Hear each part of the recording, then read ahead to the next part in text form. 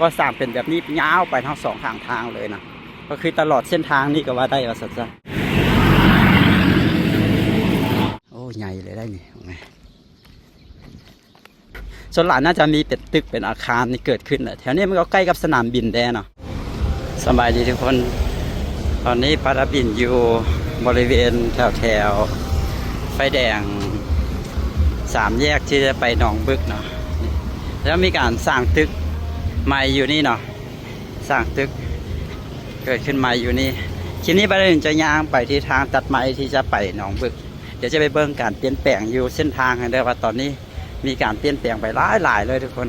จากเมื่อก่อนท่าน2 ข้างทางท่านเป็นป่าเป็นอย่างไรว่าตอนนี้ท่านจะเป็นเจ้าใดท่านลองไปเบิ่งนำกันเลยเดี๋ยวปาราบินพายางเลาะไปเบิ่งเนาะเขาจะย่างออกกำลังกายไปในมื้อนี้วันนี้บอลไฟแดงวันนี้เขาจะก็มาแปลงแล้วเนาะก่อนหน้านี้ก็ไฟแดงบริเฮ็ดเวียกมาดดแล้ว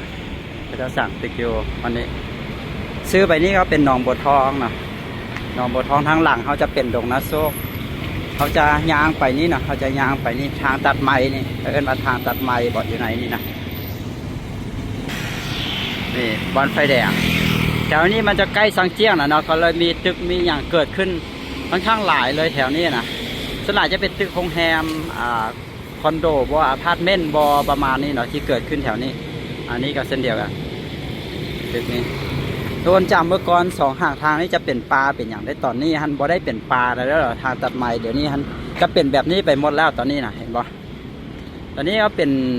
ห้านค้าแบบนี้2 ข้างทางเนาะเบื้องฝั่งนี้เขาจะก่อสร้างแล้วค่อนข้างจะหลายแต่เบื้องฝั่งฮันกำลังถมดิ่งกำลังอีหยังแล้วก็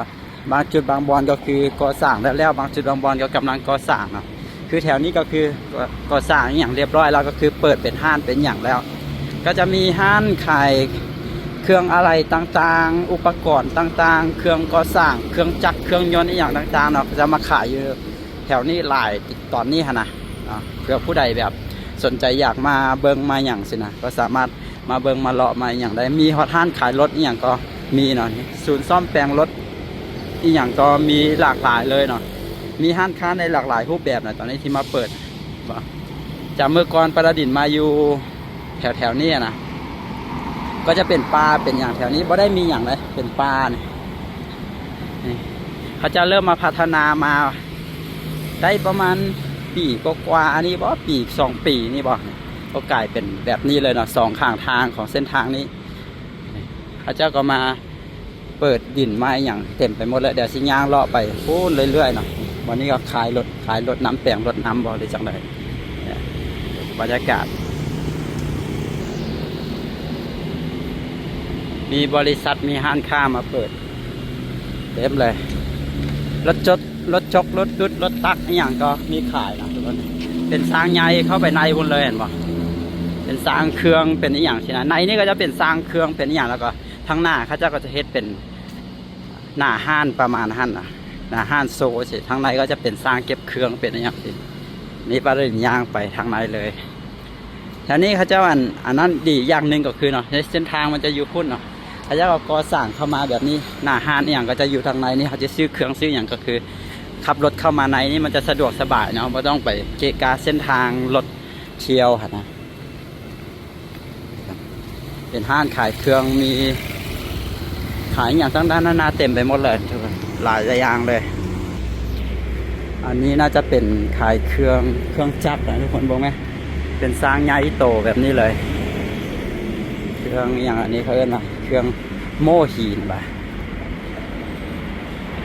นี่รถยกเครื่องนะทุกคนเป็นสร้างใหญ่ๆแบบนี้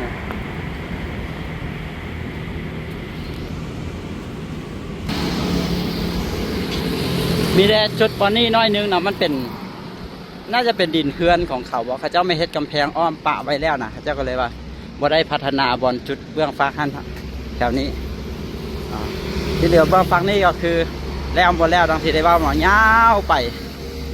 ปจนไปฮอดวงเวียนผู้แหละไปฮอดวงเวียนที่ทางที่จะไปหาผู้แหละบ้านสังเกตบ่ไปทาง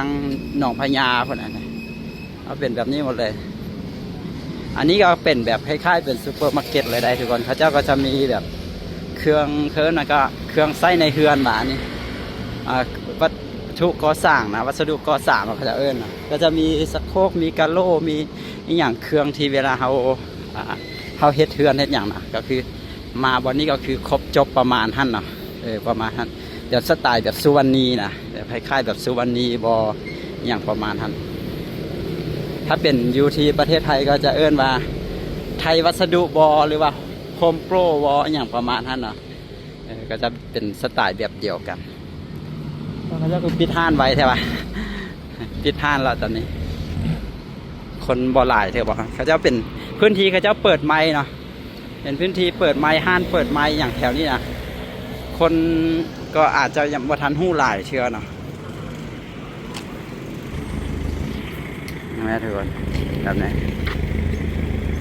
ปกติข้าเจ้าขายเครื่องอย่างพวกนี้ปกติข้าเจ้าสิขายอยู่พุ่นเนาะขายอยู่แถวหนองด้วงแถวตลาดแรงสินะแต่ว่าแถวหนองด้วงแถวตลาดแรงข้าเจ้าก็ยังขายอยู่ในตอนนี้นะ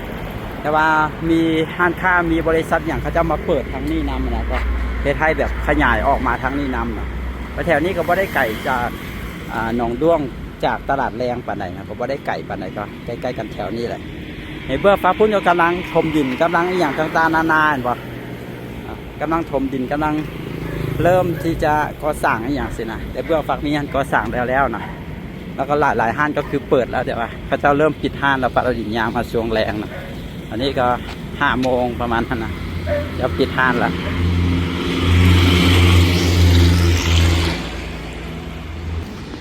แต่ว่าหลักๆเลยห้างค้าอยู่นี่นะก็จะเป็นห้างค้าของคนจีนเนาะส่วนใหญ่ก็จะเป็นบริษัทของคนจีนที่เขาจะมาลงทุนนะทุกคนมันเปลี่ยนแปลงหลายๆเลยได้จากเมื่อก่อนเป็นปลาเนาะเพราะว่าเมื่อก่อนนะฮะเขา2-3 ปีหลังนี่นะจะเป็นปลาอยู่เนาะตอนนี้มันเป็นเอานี้ไปหมดแล้วทางหลังก็จะเป็นสร้างเครื่องเป็นอย่างเข้าไปในพุ่นอยู่นี่ก็จะมีเฮือนงามๆที่กำลังสร้างใหม่อยู่ในตอนนี้พ่อแม่ป้าจุดนี้ก็เบื้องฟังผู้นั้นก็สร้างแล้วเนาะมีบางห้านก็มาเปิดแล้วเราก็กำลังเปิดให้เซาให้อย่างประมาณท่านบอกหรือจังใดนี่แหละทางพุ่นนะเบื้องฟ้าพี่ก็กำลังก่อสร้างอยู่เบื้องฟ้าพี่กำลังก่อสร้างเขาจะหาก็ถมดินแล้วนะถมดินแล้วเดี๋ยวเขาจะก็กำลังลงเสาลงอย่างประมาณนี้แล้วจะมีคนมาอยู่อย่างแรกแถวนี้จึงจะสะอาดเนาะตอนนี้กำลังมีการก่อสร้างอยู่ก็เป็นประมาณนี้อาจจะบ่ได้สะอาดงามตาได้แต่ว่าทางอย่างก็คือมีครบเนาะมีแต่ว่าเขาเจ้ามาอยู่มีคนมาอยู่แล้วก็เขาเจ้ามาทำความสะอาดอย่างมันก็จะสวยงามก็จะงามตาก็จะสะดวกสบายแล้วอันนี้คือต้นไม้ดูได้นี่ในอนาคตมาต้นไม้ดูไงนี่ก็น่าจะขายได้หลาย2 แคมทางมันปลูกต้นไม้ดูหน่อยอยู่เส้นทางเส้นนี้นะแล้วก็2 แคมทางเส้นทางเส้นนี้ดิบ่มีเฮือนประชาชนเลยได้มีแต่คือดังที่ได้ว่ามาเนาะเมื่อก่อนมันก็เป็นทงนาแล้วเขาจะก็ตัดเส้นทางมาเขาเรียกว่าเส้นทางตัดไม้นะแต่จะบ่ได้มีบ้านเฮือนประชาชนมีแต่ห้างค้าตึกอาคารต่างๆเท่านั้นเนาะทางพุ่นเป็นกระทรวงทรัพยากรธรรมชาติและสิ่งแวดล้อมนะทางเบื้องฟ้าพุ่น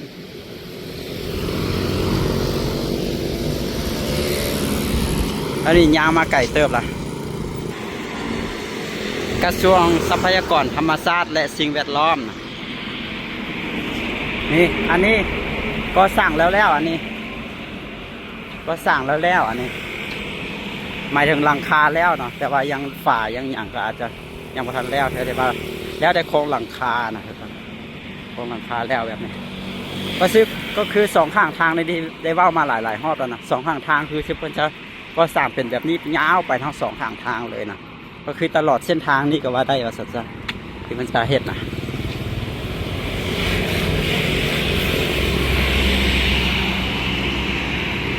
บางทีประเด็นได้เบ้ามาได้หลายคลิปเนาะว่าช่วงนี้นครหลวงวิจันทร์นะมีการก่อสร้างอย่างต่ออย่างหลายเลยเนาะก็เลยเฮ็ดให้เฮาฮู้ว่าแบบนครหลวงวิจันทร์รู้สึกว่าเศรษฐกิจมันกำลังฟื้นคืนชีพนะเนาะ บางทีหลายคนน่าจะเห็นแล้วนะไปทางใดก็จะเห็นมีการก่อสร้างทั้งภาคเอกชนแล้วก็ภาครัฐนะทั้งภาครัฐเพิ่นก็มีการแบ่งเส้นทางอย่างต่างๆเนาะก็หลายจุดหลายบอนเนาะภาคเอกชนก็มีการสร้างตึกสร้างอย่างต่างๆนานาก็มีหลายอันนี้ก็เป็นทางปูคอนกรีตไปนี่ก็ไปออกใส่ปากทางเนาะทางนี้ไปออกใส่ปากทาง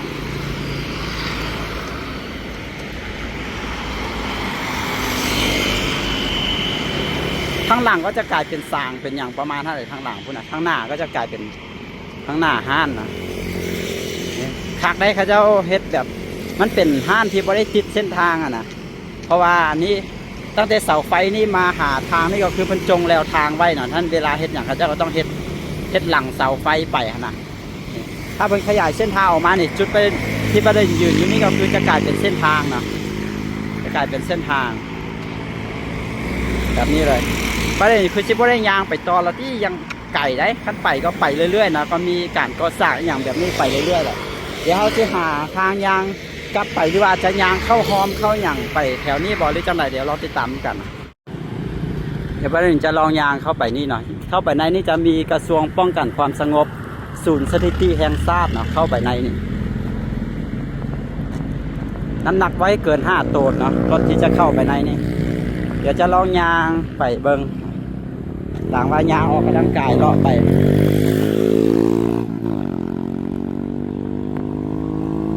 ศูนย์สถิติแห่งชาติกระทรวงป้องกันความสงบเข้าไปในนี่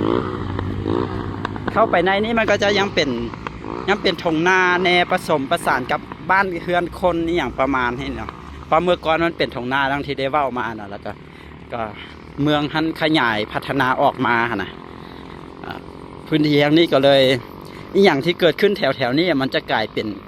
ใหญ่เนาะสิ่งที่ใหญ่ๆเนี่ยสิ่งปลูกสร้างอย่างต่างๆก็จะเป็นสิ่งปลูกสร้างที่ใหญ่ๆนะเนื่องจากว่าเป็นพื้นที่ว่างเปล่าแบบนี้เนาะแล้วก็ส่วนหลายก็จะมีนักลงทุนมีอย่างเขาเจ้ามาเฮ็ดเป็นตึกอาคารอย่างต่างๆนะมาลงทุนนะถ้าเป็นพื้นที่แบบตัวเมืองสนัยพื้นส่วนหลายก็จะเป็นบ้านเฮือนแบบ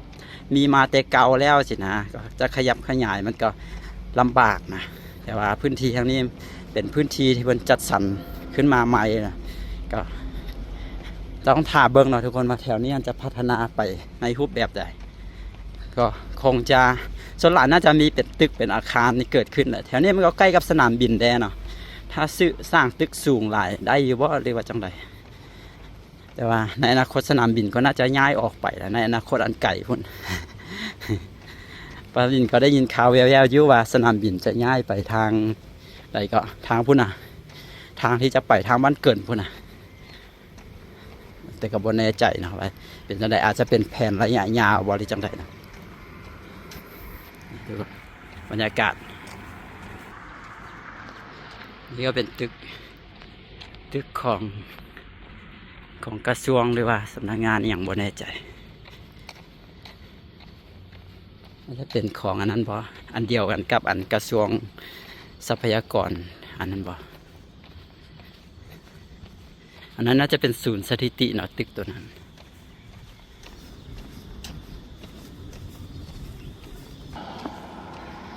ไปอีกก็รู้สึกยันอยู่ได้ตอนนี้รู้สึกว่ามันเปรียวๆนะมันบ่มีผู้คนนะมายางเลาะคนเดียวโอ้นี่เป็น2 ตึกเนาะ2 ตึกคู่กันแบบนี้บนนี้นี่รู้สึกเปรียวๆนะช่วงนี้มีข่าวเรื่องการปุ้นจี้เรื่องอย่างค่อนข้างจะหลายเด้เนาะเพราะว่าอย่างเนาะเห็นมีหลายกรณีตามเฟซตามอย่างสินะบางทีก็ต้องได้ระมัดระวังตัวกันประเด็นจับกล้องยางแบบนี้ก็ย่านกันได้ท้ายเป็นบางช่วงบางระยะเอา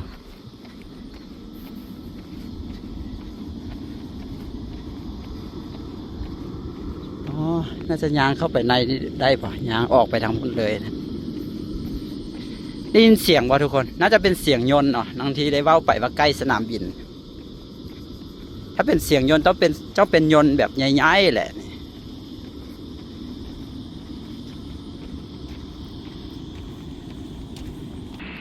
โอ้อันนี้ฮั่นเป็นกรมตำรวจกวดคนเข้าออกเมือง อ๋อกรมตำรวจกวดคนเข้าออกเมืองเพิ่นสั่งแล้วได้นี่ทุกคนทางในเพิ่นจะติดแก้วนะแต่ว่าเพิ่นสิเฮ็ดเป็นอันนั้นคือว่าสั่งบ่ทันแล้วนะเบิ่งคือว่าอันนั้นแต่ความจริงคือสั่งแล้วนะเพิ่นจะติดแก้วหรือติดกระจกอย่างประมาณนั้น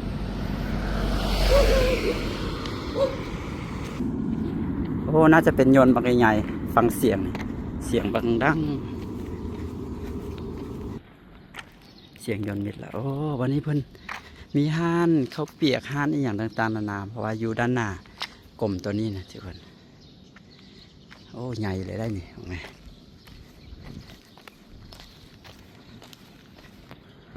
เห็นว่ามีตึกมีอย่างเกิดขึ้นอยู่แถวนี้มีตึกอีกอย่างเกิดขึ้นบรรยากาศวันจุดนี้น่าจะคือขึ้นอยู่ได้ช่วงที่เขาเจ้าเลือกเวียกเลือกการอย่างประมาณนี้นะเพราะว่าพนักงานนี่อย่างนั้นจะออกมากินข้าวกินน้ำอยู่แถวนี้อันนี้น่าจะเป็นศูนย์สถิตินะตามเบอร์ตัวนี้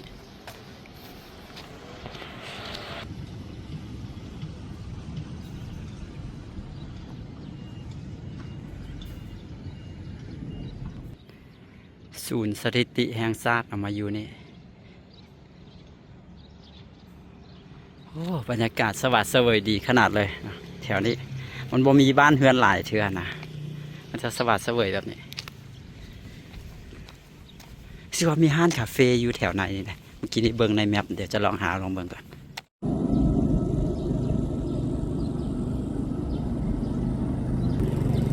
แถวนี้เขาจะกำลังมีการก่อสร้างอีกอย่างจากอีกอย่างต่ออีกอย่างเลยทุกคนบอกไหมมีการก่อสร้างเต็มไปหมดเลยเนาะแล้วก็เส้นทางแถวๆนี้ก็กำลังมีการก่อสร้างเส้นทางก็ปูคอนกรีตมาสุดนี้แล้วเดี๋ยวมันน่าจะปูต่อนะทุกคนแถวนี้ก็จะมีการตัดเส้นทางไปมาๆเนาะหลังจากตัดเส้นทางแล้วก็ส่วนหลายจะเป็นพื้นที่ดังที่ได้เว้ามาเนาะพื้นที่แบบส่วนหลายจะเป็นสร้างเครื่องบ่เป็นอาคารสำนักงานอีกอย่างต่างๆที่จะเกิดขึ้นแถวๆนี้นะส่วนหลายจะบ่แม่นบ้านเรือนประชาชนปานใดนะเพราะแถวนี้น่าจะที่ดินน่าจะแพงนะตามที่ประเด็นคิดว่าน่าจะแพงแล้วส่วนหลายน่าจะมีแต่แบบบริษัทใหญ่ๆที่เขาเจ้ามาลงทุนมาอย่างประมาณนั้นนะเดี๋ยวจะเดินใจย่างไปทางใดต่อบัดนี้เป็นพื้นที่ตัวเมืองขยายใหม่นะ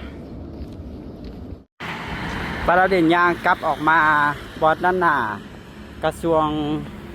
ทรัพยากรธรรมชาติและสิ่งแวดล้อมบ่แถวทางหน้านี่มันก็เฮ็ดเป็นคล้ายๆเป็นส่วนน้อยๆเลยเป็นทางยางเลาะลิ่นแบบนี้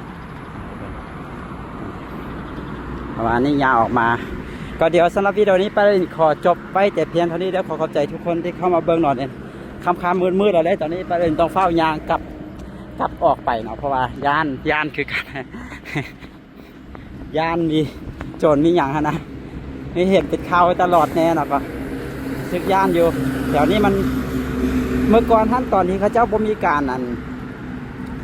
รมาสร้างอีหยังแบบนั้นเชื้อน้ำมันก็จะสะอาดกว่านี้แล้วก็จะมีคนมายางมานั้นอยู่แต่ว่าช่วงนี้เขาเจ้ามีการก่อสร้างค่อนข้างจะหลายนะบนค่อนข้างหลายเลยแหละนะสองข้างทางก็คือมีการก่อสร้างเต็มไปหมดเลยมาเฮ็ดให้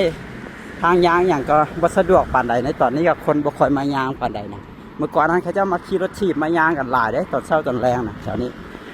เพียงเดียวเขาจบวิดีโอนี้ไว้แต่เพียงเท่านี้เด้อขอบใจทุกคนที่เข้ามาเบิ่งแล้วก็เดี๋ยวไปพบกันวิดีโอต่อไปมีอย่างผิดพลาดประการใดต้องขอโทษขออภัยในวันนี้คือมาอัปเดตให้ทุกคนได้เบิ่งกันว่าแถวๆนี้นะมีการเปลี่ยนแปลงไปเป็นอะไรซึ่งตอนช่วงโควิดท่านปาราดินก็ได้มาขี่รถทายเส้นทางเส้นนี้เลยเนาะให้ทุกคนได้เบิ่งกันหลายๆคนอาจจะเคยเห็นไปแล้วนะแต่ว่าอาจจะบ่ชื่อว่ามันไหนเป็นบ่อนใดสินะถ้ามาเทียบใส่กันในตอนนี้นะกับตอนช่วงโควิดที่ปาราดินมาขี่รถทายไปตามเส้นทางจะเห็นได้เลยว่าจะบ่มีอย่างจักน้อยเลยเนาะสองข้างทางนี่นะแต่ว่าตอนนี้ยังกลายเป็นแบบนี้ไปหมดแล้วนะทานข้าเป็นอย่างเต็มไปหมดเลยแล้วนะก็โอเคไปพบกันวิดีโอต่อไปเด้อเนาะที่จบหลายเทื่อแล้วก็บ่จบจักเทื่อนะสบายดี